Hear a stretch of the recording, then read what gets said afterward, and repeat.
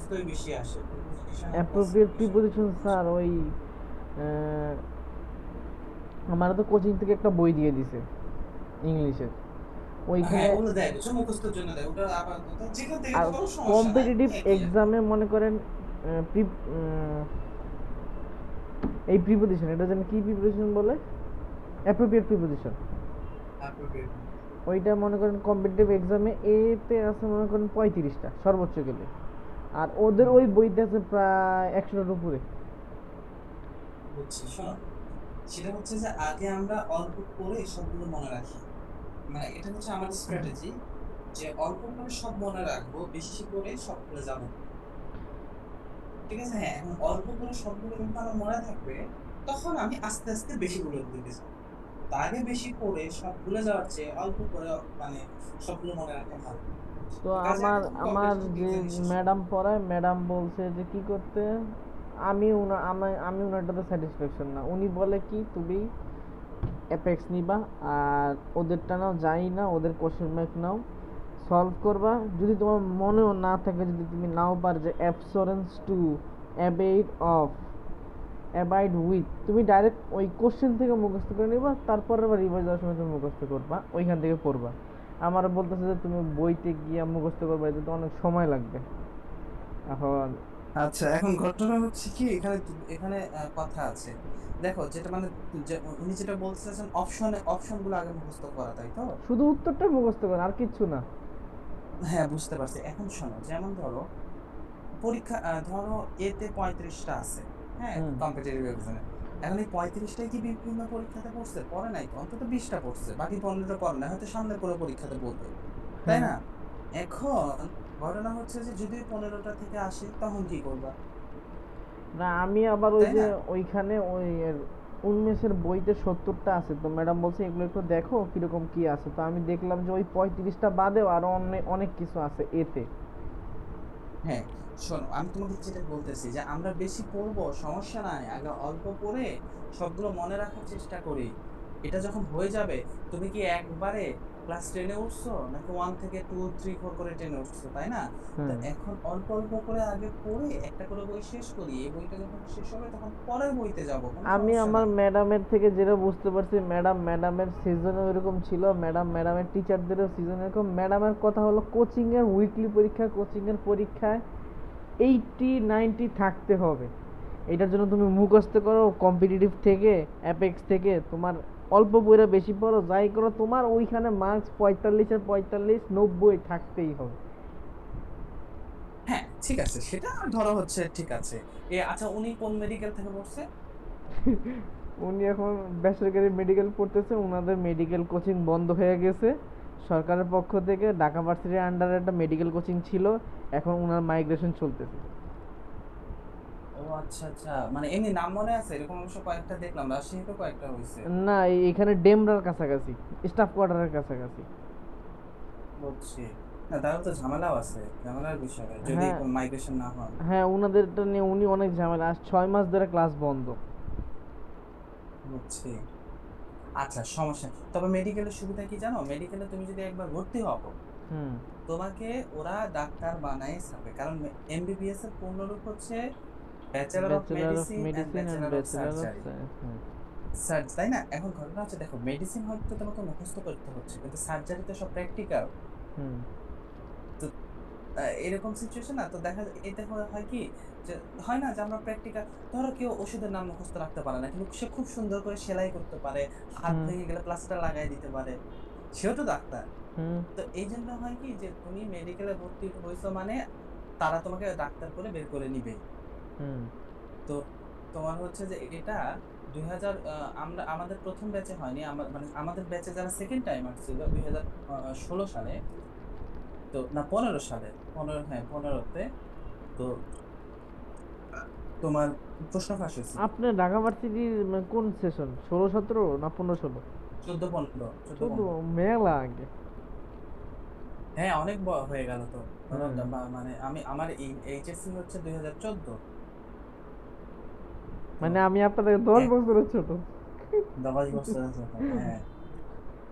তো এখন হয়েছে কি, যে তো ওই 2015 সালের ব্যাচে প্রশ্ন ফাঁস হয়েছিল। এবং সেখানে আমাদের কেডি স্কুলে তোমার নরমালি হয় কি ১ থেকে ১০ এর মধ্যে যারা আছে ২ সেকশনে মানে ১০, ১০, ২০ জন। এদেরকে ধরা হয় এরা সুপার ট্যালেন্টেড। আর ১০ এর মানে ২০ জনের বাইরে মোটামুটি ২ সেকশনে ২০, ৪০ জন এদের খুব ভালো পটেনশিয়াল আছে। এরা ভালো কিছু করতে পারে। তো এইটা আস্তে, আস্তে ৩০ পর্যন্ত যায় রোল ৩০ মানে ২ সেকশনে ৬০ পর্যন্ত। এই ৬০ জনের বাইরে যারা থাকে হুম তারা আসলে মানে ধরো ঐরকম জাতের না। হুম ঠিক আছে? তো এখানে একটা ছেলের রোল ছিল হচ্ছে ৪২। হুম সেই ৪২ রোলওয়ালা ছেলে চান্স পেয়ে গেল। এখন কিভাবে চান্স পেল সেটা তো বোঝাই যাচ্ছে। আর ওই ব্যাচে খুব প্রশ্ন ফাঁস হয়েছিল। সেই ছেলেও কয়দিন আগে মানে এমবিবিএস তো ৫ বছর, ওর মনে হয় ৭ বছর না ৮ বছর লাগলো। এই কিছুদিন আগে বের হইছে। তুমি যখন একবার যদি তুমি ঢোকো, হুম তুমি পাস করে বেরোবাই। তো ওই ৪২ ৪৩ ফ্লোরের ছেলে, ওই যে বললাম না ও আসলে কোনো জাতের মধ্যেই পড়ে না আমাদেরকে স্কুলের হিসেবে। তারপরও সে ঢাকা ডাক্তার ভার্সিটিতে হয়ে চান্স বেরোছে। পেয়েছে। হ্যাঁ, না না রংপুর মেডিকেলে। ও রংপুর মেডিকেলে, হ্যাঁ। তো এই জন্য বলতেছি যে মেডিকেলে তুমি একবার ঢুকছো মানে তুমি ডাক্তার হয়ে বের হবাই। তুমি যত ভালো স্টুডেন্টই হও আর যত খারাপ স্টুডেন্টই হও। আচ্ছা, এখন আসি হচ্ছে গিয়ে মূল আলোচনায়। সেটা হচ্ছে যে আমরা আগে অল্প পড়বো, অল্প পড়ে মনে রাখবো, আমরা বেশি পড়ে ভুলে যাওয়া যাবে না। ঠিক আছে? হুম আচ্ছা, এখন সামনের দিনের পড়া হচ্ছে স্যার আমি প্রিপোজিশন। আপনাকে স্যার ওই যে আপনি মোগল পড়া দিয়েছিলেন না, আমি মোগল না, আমি আপনাকে নদ নদী খাল বিল ফারাক্কাবাদ ওগুলা দেব, কারণ ওগুলা কলেজে কোচিংয়ে ছিল তো ওগুলো মুখস্থ করছি। ওকে, সমস্যা নাই, সমস্যা নাই, তাহলে ওটা নিব। ওটা পড়া কবে নিতে চাইছে, আজকে না কালকে? কালকে শনিবার। কালকে, ঠিক আছে। তোমার হচ্ছে যে শোনো, সাধারণ জ্ঞান কোচিং এর সাথে আটকা, আর ওই হুম পড়াগুলো আমাকে দাও তাহলেই হবে। কিন্তু এক্ষেত্রে আমার পরামর্শ হচ্ছে কোচিং এর বইয়ের পাশাপাশি আলাদা করে তোমাকে আরেকটা বই পড়তে হবে। হ্যাঁ, কোচিংয়ের ওরা তো ওদের ওই কোশ্চেন ব্যাংক ছাড়া আরেকটা বই দিয়েছে, ব্যাখ্যার বই দিয়েছে। হ্যাঁ, হ্যাঁ, ওই ব্যাখ্যার বই তাহলে পড়তে হবে। হ্যাঁ, আপু সেটাই। আপু বলছে ওইটা পড়তে হবে, সাথে কোশ্চেন ব্যাংকও পড়তে হবে, সাথে আমার কাছে রেটিনার 23 আছে, আপুকে রেটিনারটাও পড়তে হবে। মানে হ্যাঁ কথা। শোনো, শোনো, শোনো, একটা আগে ওই যে বললাম না সবগুলাতে দৌড়াও না, একটা শেষ করো। আমি অ্যাডমিশন না কিংবা উনার এনে সরকারি ঝামেলা চাকরি। আছে একটু, এই 2-3 দিন শোনো, মানে। অ্যাডমিশন বলো আর সরকারি চাকরি বলো, এক স্ট্র্যাটেজি একটাই। আগে একটা বই কম কমপ্লিটলি শেষ কম করো এবং পড়বো। এমন না, একটা বই কমপ্লিটলি শেষ করতে হবে এবং এমন ভাবে শেষ করতে হবে যে এই বই থেকে যা আসবে সব তুমি পারবা। কারণটা হচ্ছে কি, শোনো, বাজারের সব বই কম বেশি তথ্য নির্ভর, হুম তথ্য আছে। হুম হ্যাঁ, কিন্তু হয় কি, ধরো এই বছর ওই বইটা থেকে 20টা প্রশ্ন আসছে 30টার মধ্যে, হয়তো আরেকটা বই থেকে 25টা চলে আসছে। তখন ওই 25টা যে বই থেকে আসছে খুব লাভ পাইতেছে, আমার বই ভালো, আমার বই থেকে 25টা আসছে। কিন্তু সবাই দেখা যাচ্ছে ওই বইটা কিনলো, কিন্তু পরের বছর হলো কি, হয়তো ওই বই থেকে 20টা আসলো আর গত বছর যে বই থেকে 20টা আসছে সে বই থেকে 25টা আসছে। হুম তো বিষয়টা হচ্ছে কিন্তু কিন্তু তো দেখো দুই বইয়ে এভারেজ কয়টা থাকলো, 20টা প্রশ্ন আসছে না দুই বই থেকে এভারেজে, হুম তাই না? কোনোবার কোনোটাতে 20টা আসলো, কোনোবার 25টা আসলো, কিন্তু হুম এভারেজে তো 20টা আসছে। হুম বাজারের সব বই কম বেশি ভালো। হুম এখন ঘটনাটা হচ্ছে যে তোমাকে অন্তত আগে একটা বই এমন ভাবে শেষ করতে হবে যে ওই 20টা প্রশ্ন পারবা, এই অ্যাসিওরেন্স তোমার আনতে হবে। এইটা যখন তুমি শেষ করবা, শেষ করার পর তুমি পরের বইতে যাও, সমস্যা নাই। কিংবা এখন ধরো বই ভিত্তিক যদি তুমি চিন্তা না করো, ধরো তুমি যদি চ্যাপ্টার ভিত্তিক চিন্তা করো, ধরো হুম তুমি খাল নদী নালা পড়লে একটা বই থেকে, তার মানে এই এই বই থেকে যা আসবে তুমি পারবা, কারণ তুমি এইটা পড়ছো। তখন তোমার হাতে আরেকটা বই আছে, তুমি একটু বই খুলে দেখলা, আরেকটা দেখি তো ওই বইটাতে কি আছে, ওই বই কি লিখছে, দুইবার রিডিং দিলা। ওই বই দেখবা যে হয়তো ধরো বেশি আনকমন তথ্য থাকবে না, হয়তো অল্প কিছু আনকমন তথ্য থাকবে, হুম সেগুলো হাইলাইটার দিয়ে আন্ডারলাইন করে নিলা। তাহলে কি হলো, যে পরের বার যখন তুমি রিভিশন দিবা ওই বইটা আন্ডারলাইন করাগুলো পড়লেই তোমার হয়ে গেল। হুম তাহলে তোমার দুইটা বই পড়া হয়ে গেল। এখন আমি যে বলতেছি অন্তত একটা বই আগে ভালো করে পড়তে হবে, একটা বইয়ের জায়গায় একটা চ্যাপ্টারও হতে পারে। হুম যে তুমি নদ নদী খাল বিল একটা বই থেকে, কিন্তু তুমি যদি দুই বই থেকে পড়তে চাই গোজামিল করে ফেলো তাইলে তো হবে না, একটা বই ভালো করে পড়ো। পড়ার পর এই বইটা যখন কমপ্লিট শেষ হবে বা ওই চ্যাপ্টারটা যখন কমপ্লিট শেষ হবে, তখন তুমি অন্য একটা বই দেখো যে ওই ওই বইটাতে চ্যাপ্টার সম্পর্কে কি বলছে। হুম এই যে তো তোর দুইটা, আলটিমেটলি দুইটা বই পড়া হয়ে গেল। হুম ঠিক আছে, আমার এইভাবে করে পড়তে রবিবার হবে। পরীক্ষা হলো অ্যাপ্রোপ্রিয়েট প্রিপোজিশনের এ আর বি। এআরবি, ওকে। আচ্ছা, এখন আমি তোমাকে বলি, শোনো, ধরো তুমি কম্পিটিটিভ এক্সাম থেকে এ পড়ে ফেলছো, এ হ্যাঁ পড়ে ফেলছো, বি পড়ে ফেলছো। হ্যাঁ তার মানে তুমি মোটামুটি শিওর ওই যে 30টা প্রশ্নের মধ্যে তুমি 20টা প্রশ্ন পাবা। হুম তাহলে কিন্তু তোমাকে ধরো পেতে হবে 25টা প্রশ্ন। হুম তাহলে তুমি করলা কি, আরেকটু বেশি যে বইটাতে আছে ওই বইটাতে যাও। এখন হুম দেখো ওই বইটাতে গিয়ে যেগুলো প্রথম বইটাতে নাই, হুম মানে দ্বিতীয় বইটাতে আছে, সেগুলো আন্ডারলাইন করে নাও, হুম করে ওইগুলো আবার একটু করে পড়ো। এভাবে আচ্ছা করে পড়তে পারবা। আচ্ছা, তাহলে সামনের দিনে পরীক্ষা কি অ্যাপ্রোপ্রিয়েট প্রিপজিশন আর প্রিপোজিশনাল ক্লাসিফিকেশন। আচ্ছা প্রিপজিশন ক্লাসিফিকেশন, এই জিনিসটা দাঁড়াও একটু বই থেকে পড়বে। এটা সাধারণত আমি পড়াই না, কিন্তু যেহেতু তোমার চলে আসছে এটা স্যার এই পড়াই না বলতে এগুলো প্রিপোজিশন থেকে ওই অ্যাপ্রোপ্রিয়েট প্রিপোজিশনটাই আসে না, প্রিপোজিশন ক্লাসিফিকেশন আসে পরীক্ষায়? ক্লাসিফিকেশন তো প্রিপজিশনে নাই, সেই জন্য বলতেছি যে ওইটা আমি আসলে মনে করো পড়াই না, যেটা আসে না। তো ওই এখন যেহেতু না, দিয়ে দিছে আপনাদের। অ্যাপেক্সে আসে হলো প্রিপোজিশন, তা আমি আপুরে বললাম আপু এখানে তো প্রিপোজিশন আছে, অ্যাপ্রোপ্রিয়েট প্রিপোজিশন নয়, কয় ওইটাই অ্যাপ্রোপ্রিয়েট প্রিপোজিশন। শোনো, প্রিপজিশনের ক্লাসিফিকেশন বলে কিছু নাই, ওইটা কিছু নাই, ওইটা হচ্ছে ওটা অ্যাপ্রোপ্রিয়েট প্রিপজিশন থেকে আসবে। তবে এই জায়গায় কিছু কিছু জটিলতা আছে, এই জটিলতাগুলো আমি তোমাকে দেখায় দিচ্ছি। এখন এই বইটা আমি কোথায় রাখলাম, তাও আমি একটু বইটা খুঁজি। বইটা রাখলাম কই, দাঁড়াও। আমি আমারটা নিয়ে আসি, ও আপনি তো ওনেন না।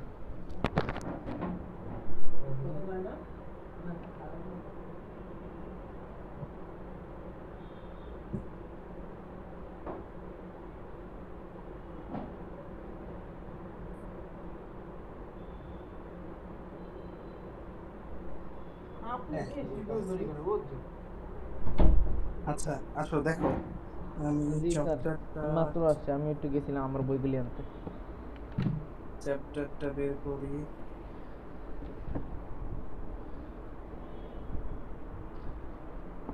প্রিপজিশন,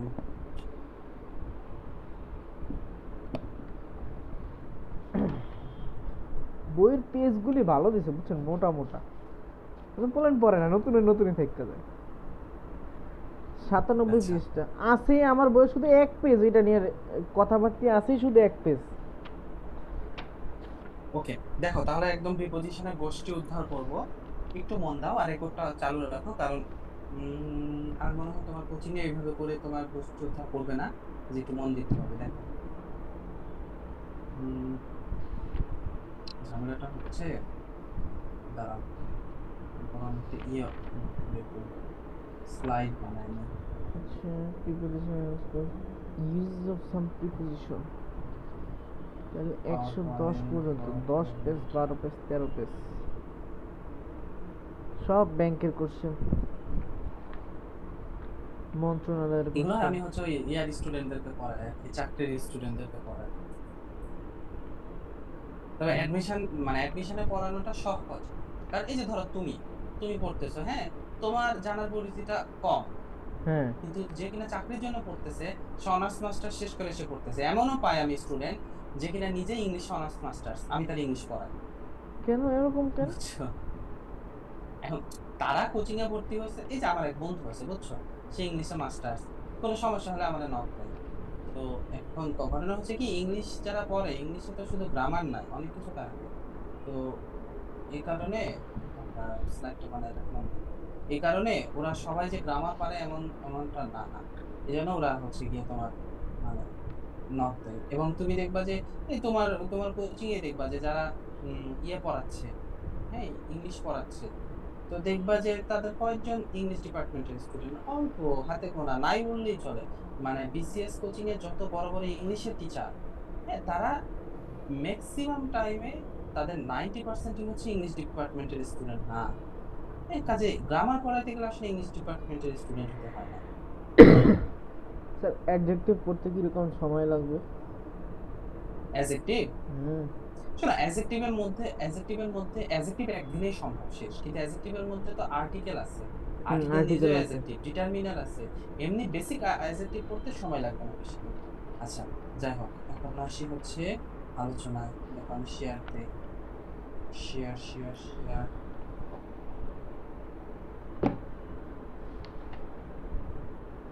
হ্যাঁ আসছি।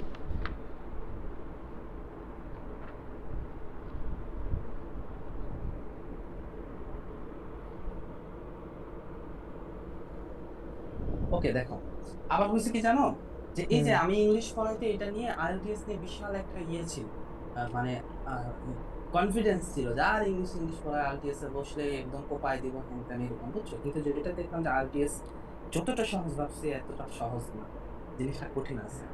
কি কর আমনে আচ্ছা আমনে যদি এই কথা কর তাহলে ভাই আর আমরা কি করব? আচ্ছা দেখো, না আসলে শোনো, আইএলটিএস এর বিষয়টা হচ্ছে যেমন ধরো হচ্ছে গিয়ে লিসেনিং, একজন হুম বলবে তুমি কানে শুনবা, ধরো আমি ঘুমাই খুব ভালো লিখতে পারি, খুব ভালো রিডিং হ্যাবিট, কিন্তু জীবনে ইংলিশ শুনি নাই, জীবনে কোনো মুভি দেখি নাই, আমি তো ধরতে পারবো না, হুম তাই না? তো চারটা মডিউল, তো চারটা মডিউল, এই কারণে এখানে ঝামেলাটা আছে এখানে। আচ্ছা যাই হোক, দেখো প্রিপজিশন, তার মানে প্রি মানে হচ্ছে গিয়ে বিফোর, পূর্বে, হুম আর পজিশন মানে তো অবস্থান, তার মানে পজিশন হচ্ছে কারো পূর্বে অবস্থান। হ্যাঁ, হুম এখন প্রশ্ন হচ্ছে কার পূর্বে অবস্থান, হুম তাই না? এই যে বিফোর মানে পূর্বে, তাহলে প্রিপজিশন কার পূর্বে বসে, প্রশ্নটা এরকম চলে আসবে। হুম হ্যাঁ, তাহলে প্রিপজিশন মানে প্রিপজিশন বসে হচ্ছে মূল কথা অবজেক্টের পূর্বে। এখন আমাকে বলো অবজেক্ট কে হতে পারে? অবজেক্ট নাউন হতে পারে, প্রোনাউনও হতে পারে। হতে পারে। হ্যাঁ, এখন এই নাউনটা, এটা আমরা এখন ধরো আস্তে আস্তে বা আরো সামনের দিকে গেলে দেখবা এই নাউন থেকে জিরান হয়। হ্যাঁ, জিরান হিসেবে বসতে পারে। তো এরকম জায়গাগুলোতে তোমার প্রিপজিশন বসতে পারে, তার মানে কিন্তু কার পূর্বে অবস্থান? অবজেক্টের পূর্বে অবস্থান, অবজেক্ট কি? নাউন অথবা প্রোনাউন। ঠিক হুম আছে? আচ্ছা, এখন হচ্ছে নাউনের পূর্বে কিভাবে বসে প্রিপজিশন। ধরো আহ রেদওয়ান রাইটস উইথ পেন, হুম কলমের মাধ্যমে বা কলম দিয়ে লেখে, এরকম অর্থ, তাই না? এখন ঘটনা হচ্ছে যে এই যে পেন, পেন হচ্ছে কি নাউন, তাহলে এই নাউনটা নাউনের পূর্বে, এই দেখো প্রিপজিশন, তাহলে প্রিপজিশন নাউনের পূর্বে অবস্থান করতেছে, এবং এটাকে বলা হয়েছে প্রিপজিশনের অবজেক্ট। এবং আরেকটা তোমাকে এটা খুব খুব খুব মনে রাখবা, অবশ্যই মনে রাখবা, অবশ্যই অবশ্যই অবশ্যই, সেটা হচ্ছে প্রিপজিশনের পর যদি দুনিয়ার যে কোনো শব্দ থাকে, যে কোনো শব্দ, সেটা যদি একটা মাত্র শব্দ হয়, একটা মাত্র শব্দ, মানে প্রিপজিশনের পর দুনিয়ার যে কোনো একটা মাত্র শব্দ হয়, সেটা 99.99% হচ্ছে নাউন, আর হচ্ছে 0.01% হচ্ছে প্রোনাউন। এটা তোমাকে একদম প্রথম দিন নাউনের ক্লাসে বলে দিচ্ছি। হুম ঠিক আছে? আচ্ছা, এই যে দেখো কোনগুলো প্রোনাউন, এই প্রোনাউন গুলো প্রোনাউন ক্লাসে আমরা দেখতেছিলাম, দেখতে দেখতে তো আমরা চলে আসছি এদিকে। হুম ওগুলো তো আমরা জানি কয়টা, 20 থেকে 30টা প্রোনাউন, তাহলে এর বাদে সবগুলো হচ্ছে নাউন। হুম আবার দেখো নাউন এবং প্রোনাউন এই দুটাই কিন্তু অবজেক্ট হয়, তার মানে প্রিপজিশনের পর অবজেক্ট বসে, এবং এই অবজেক্ট হিসেবে নাউন বা প্রোনাউন দুটাই বসতে পারে যদি একটা মাত্র শব্দ, এই যে ধরো এখানে যেমন ধরো একটা মাত্র শব্দ আছে, তার মানে কি এটা নাউন। হুম ক্লিয়ার?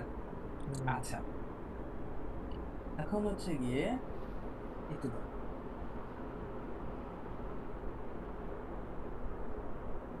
ওকে, তারপর হচ্ছে গিয়ে তোমার প্রোনাউন। আচ্ছা, আরেকটা উদাহরণ দেখতে পারি আমরা, সেটা হচ্ছে ধরো Redwan is going to Dhaka with Jafar. ঠিক আছে? হুম আচ্ছা, এখন দেখো এই যে দেখো প্রিপজিশন কোথায় আছে? টু টু এবং with.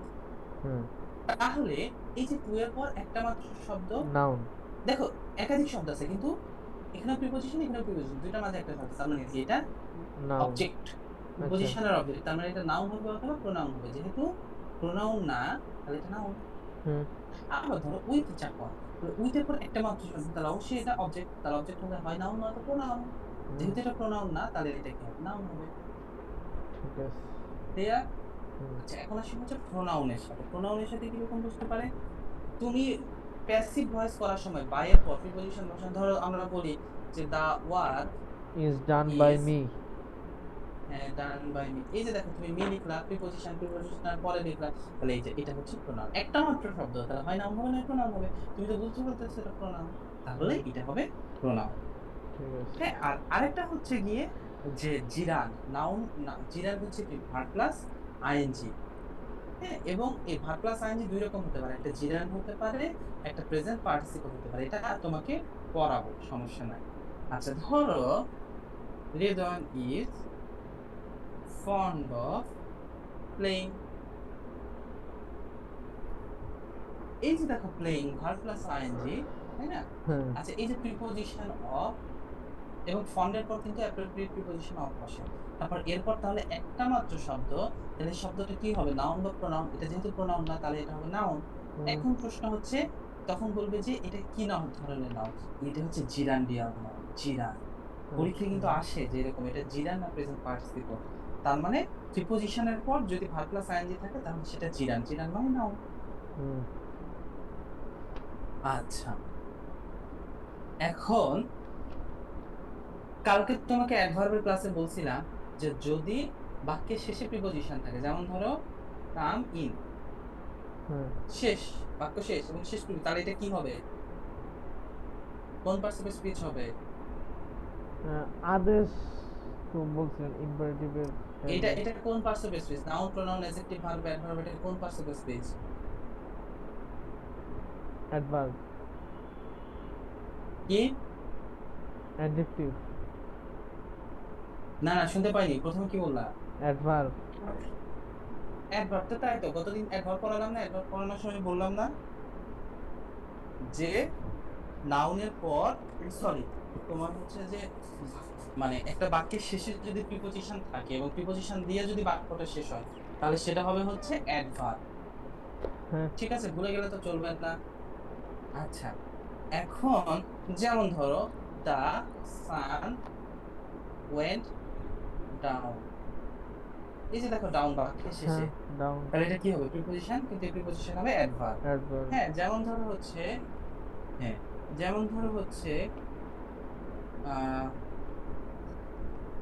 The bomb went of, হ্যাঁ হ্যাঁ মানে বোমা ফেটে গেল, এই যে অফ, তার বাক্যের শেষে বসছে, তার মানে এটা কি হবে, অ্যাডভার্ব অ্যাডভার্ব। কিন্তু ধরো আমি যদি এরকম বলি সুইচ অফ দা ল্যাম্প, তখন কি হবে, এ অফ এই অফ হবে অ্যাডজেক্টিভ প্রিপোজিশন।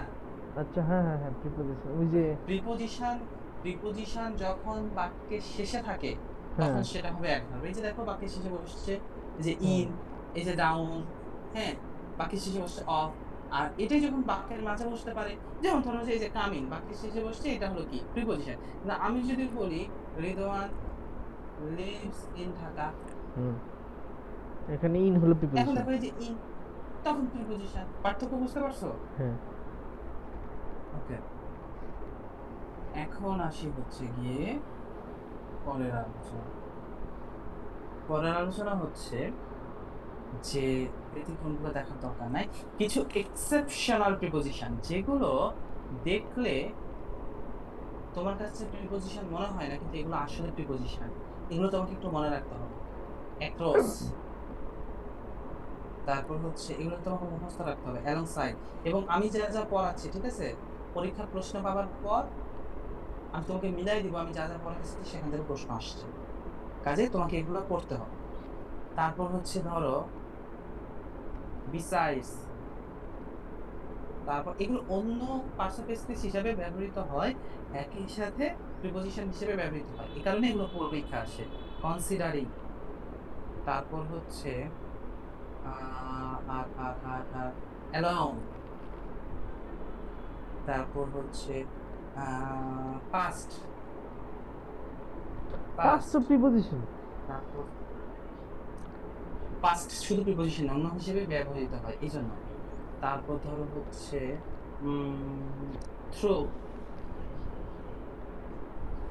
তারপর হচ্ছে গিয়ে তোমার অ্যামিড, অ্যামিড, তারপর হচ্ছে গিয়ে তোমার ডিউরিং,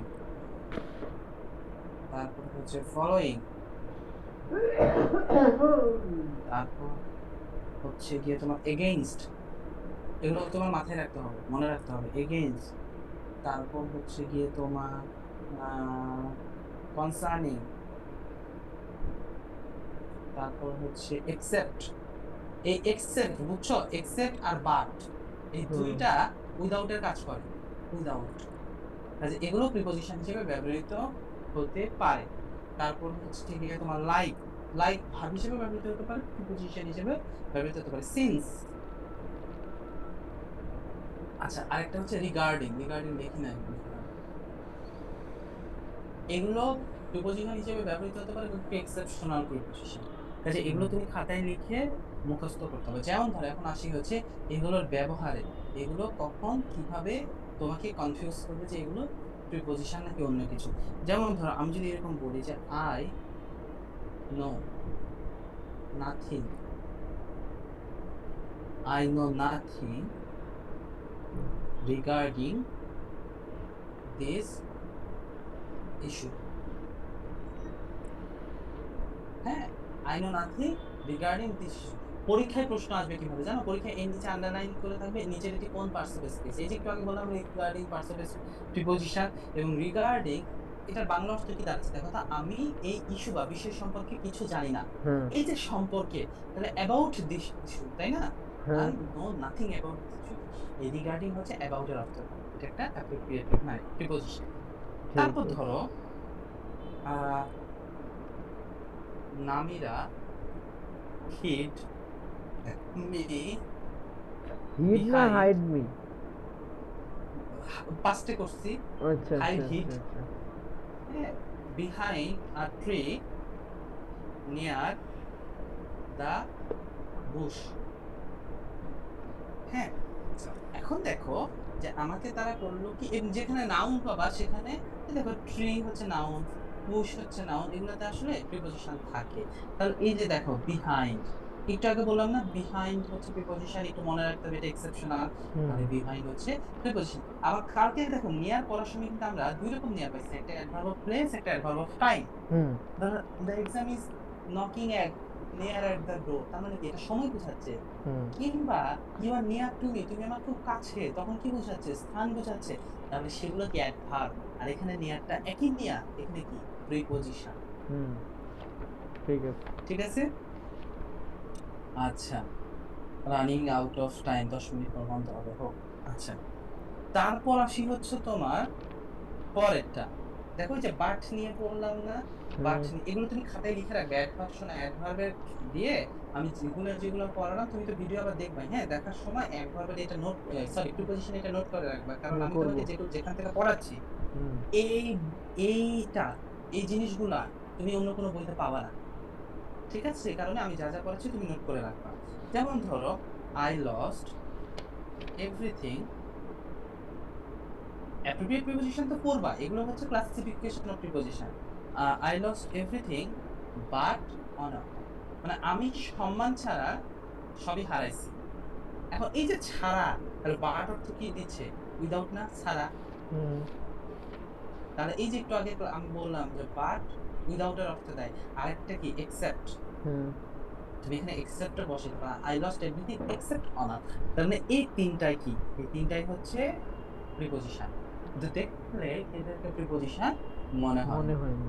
বাট তো conjunction, he is poor but honest, তখন কিন্তু আবার বাট কি স্যার কনজাংশন, ওই যে তখন আপনি দুইটা তো বাক্য দিয়ে কালকে যুক্ত ওই হইছে। যে অ্যাডভার্ব পড়াইছেন এমপিটি, হুম। ওই নিয়মের তো কোনো কিছু না অ্যাপেক্সে আছে না কম্পিটিটিভে আছে, ওগুলো তো নাই। ওই আচ্ছা, নর্মাল ওই যে নর্মাল এই যে ডাউন ওয়ার্ডটা হার্ডলি ওয়ার্ডটাকে অ্যাডভার্ব কিনা এই পর্যন্ত এইগুলাই আছে, ওই অত হার্ড মনে হয় নাই। এখন ঘটনা হচ্ছে কি শোনো, একটু না হয় আমরা বেশি জানি, মানে এখন ঘটনা হচ্ছে কি, মানে আমি তো ওই বড় ক্লাসে পড়াইতে হুম পড়াইতে আমার কথা হচ্ছে কি, এগুলো মুখস্থ করার বিষয় না। যে এরকম না যে আমি তোমাকে 1000টা ভোকাবুলারি দিয়ে বললাম সব মুখস্থ করো, এগুলো একটু বোঝার জিনিস, একটু যা 2 বা 3 বার রিডিং দিলে হয়ে যাবে, মুখস্থ করতে তো হবে না, বুঝছো, এরকম ঝামেলা না। আচ্ছা, ঠিক। তারপর ধরো আসি হচ্ছে যে আই লস্ট এভরিথিং গেল। তারপর হচ্ছে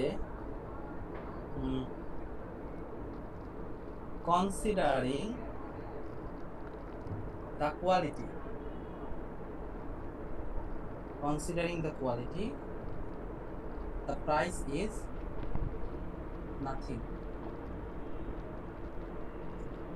দেখো, গুণের বিচারে কোয়ালিটি ভালো এই কারণে দাম ব্যাপার না, মানে কারণ কি এটা প্রোডাক্ট ভালো, হুম তাই না? এখন ঘটনা হচ্ছে যে এই যে কনসিডারিং, একটু আগে তোমাকে হুম হুম হুম কনসিডারিং, হুম রিগার্ডিং, হুম এগুলো সব কি প্রিপোজিশন। তাহলে এখানে প্রিপোজিশন, কনসিডারিং কিন্তু প্রিপোজিশন।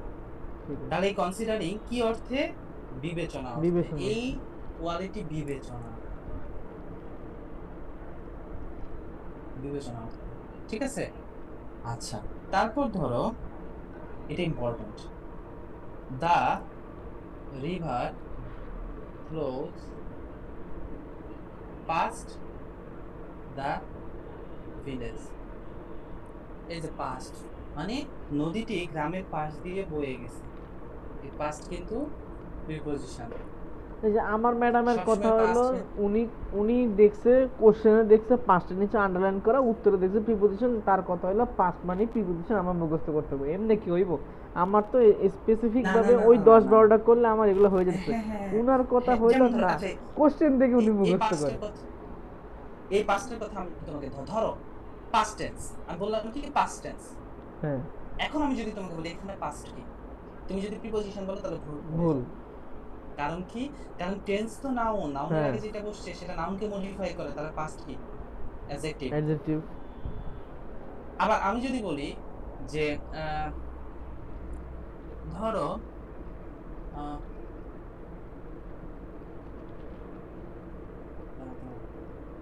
ইট হুম, হ্যাপেন্ড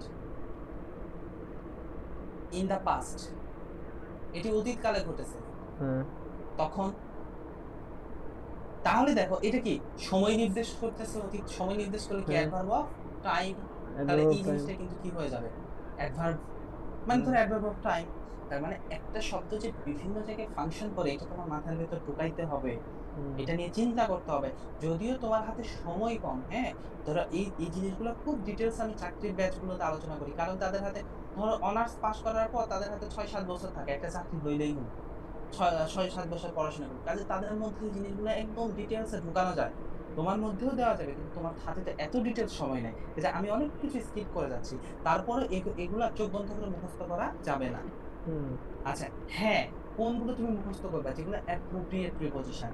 এখন তোমাকে যেগুলো বলতেছে এগুলো কিন্তু একটাও অ্যাপ্রোপ্রিয়েট প্রিপজিশন না, বরং এগুলো প্রিপজিশনের ক্লাসিফিকেশন। হুম, বুঝতে পারছি। মানে নরমালি প্রিপজিশনের যে ভাগ হয়, ধরো হচ্ছে যেমন নাউন 5 ভাগ, প্রপার, কমন, কারেক্টিভ, প্রিপজিশনের কোনো ক্লাসিফিকেশন না। হুম, হ্যাঁ, তো অ্যাপ্রোপ্রিয়েট প্রিপজিশন হিসেবে তোমাকে মুখস্থ করতে হবে। আদারওয়াইজ এই কিছু এক্সেপশনাল নিয়ম আছে, এই নিয়মগুলো তোমাকে একটু মাথায় রাখতে হবে, হুম, ঠিক আছে? আচ্ছা, এখন আসি হচ্ছে পরেরটাতে। ধরো, আবার মজার বিষয় দেখো, এ এন ডি, এই তিনটা কি আর্টিকেল, আর্টিকেল। এই তিনটা আর্টিকেল, তাই না? না, আমি যদি বলি যে আব্দুল্লাহ ওয়েন্ট এ হান্টিং, হ্যাঁ, আব্দুল্লাহ ওয়েন্ট এ হান্টিং, হ্যাঁ। এখন দেখো এই যে ভার প্লাস আইনজি, হ্যাঁ, ভার প্লাস আইনজি, আচ্ছা তোমাকে একটা জিনিস বলি, আর্টিকেলের পর কি বসে বলো তো? ধর একটা আর্টিকেল দিয়ে একটা ধরো এ দিয়ে এরপর একটা শব্দ দিয়ে কোনো একটা বাক্য, মানে সব ইয়া বলো, বাক্য বলো না, অ্যান এলিফ্যান্ট। এরপর তো, হ্যাঁ হ্যাঁ, আচ্ছা অ্যান এলিফ্যান্ট, তাই তো, বা এ ধরো হচ্ছে, ঠিক আছে, অ্যান বা এ যেটাই বলি, এলিফ্যান্ট। হুম, এখন এলিফ্যান্ট কি বলতো? কোন parts of speech? Noun. Noun. Hmm, exactly, কনফিউশনে কি আছে? নাউন। তাহলে নাউনের আগে তুমি কি বসাচ্ছ? Article article. বসাচ্ছ। আর্টিকেলের পর তো তাহলে, হ্যাঁ, আর্টিকেলের পর তাহলে নাউন বসে, কারণ হুম, এ একটা হচ্ছে আর্টিকেল বসাইলা, তাহলে আর্টিকেলের পর কি বসবে? নাউন। নাউন বসবে। এখন ভার প্লাস আইএনজি যুক্ত নাউন, তাহলে নাউনটা কি হবে? জিরান্ড না প্রেজেন্ট পার্টিসিপল? জিরান। জিরান্ড হবে, তাই না? হুম, এতটুকু পর্যন্ত ঠিক আছে। কিন্তু হয় কি জানো, গো, মানে এটা তো ওয়েন্ট বসছে গো ভার্বের পর, গো এরপর প্রিপোজিশন বসে গো অন, হ্যাঁ, হ্যাঁ, তার মানে এখানে ওয়েন্ট অন হান্টিং, ব্যাপারটা এরকম বাক্য ছিল। এইটাকে এ অনের রিপ্লেসমেন্ট হিসেবে ব্যবহার করছে, কাজে এখানে এটা কোনো আর্টিকেল না, এখানে এ হচ্ছে প্রিপোজিশন। এখন প্রশ্ন প্রিপোজিশন। হচ্ছে তুমি এগুলো বুঝবা কেমন? এখন তুমি আমাকে জিজ্ঞেস করতে পারো, স্যার এত কিছু আমি মনে থাকবো কেমন, আমি বুঝবো কেমন, তাই না? হুম, ঘটনা হচ্ছে এগুলো এক্সেপশনাল একটা দুটাই আছে, এবং পরীক্ষায় ঘুরে ফিরে এগুলাই আসে। কাজে দেখো, এখন আজকে আমরা এক্সেপশনাল কয়টা পড়লাম? ধরো 10টার মতো, হ্যাঁ, ঘুরে ফিরে পরীক্ষায় 10টাই আসবে। হ্যাঁ, তো এই জন্য তোমাকে এই অল্পকে একটা ব্যতিক্রম মুখস্থ করে রাখতে হবে, তাইলে স্যার হয়ে এই যাবে। যে মনে করেন এখন যে আমি উন্মেষে ক্লাস করি, উন্মেষে যেসব টিচাররা আসে লেকচার দিতে, উনারা যে বলে হ্যাঁ, যে বইয়ের এগুলো এগুলো ইম্পর্টেন্ট, এখান থেকে পরীক্ষা আসে, বাকিগুলি পড়বা না, এই কথা কি সত্যি? এটা বলা যেতে পারে, কারণ কি শোনো, ওনারা বছরের পর বছর পড়ায় এবং অভিজ্ঞতা অর্জন কোশ্চেনও করে, করছে। কোচিং এর জন্য কোশ্চেনও উনারাই তৈরি করে। না, ব্যাপারটা তা না, কিন্তু ঘটনাটা হচ্ছে কি, যে ওনারা পড়াইতে পড়াইতে এমন একটা অভিজ্ঞতা আসছে। হ্যাঁ, তো তখন আসলে আমি তোমাকে আগে পড়ানোর সময় বলতাম না এটা ইম্পর্টেন্ট বেশি, এটা ইম্পর্টেন্ট বেশি, হুম ঠিক না? তো ধরো হচ্ছে যে ইংলিশে প্যারাগ্রাফ, লেটার, কম্পোজিশন সব হুম দাগায় হুম দিতাম। হুম তো হুম পড়াতে পড়াতে এটা একটা অভিজ্ঞতা আসে, সমস্যা নাই। তো কিন্তু আমার পরামর্শটা কি, বাকিগুলো পড়বা না, না না এটার না, আমি হ্যাঁ হ্যাঁ পক্ষপাতী হ্যাঁ না। হ্যাঁ বরং যারা যেটা ভালো করে পড়তে বলছে সেটা খুবই ভালো করে পড়ো।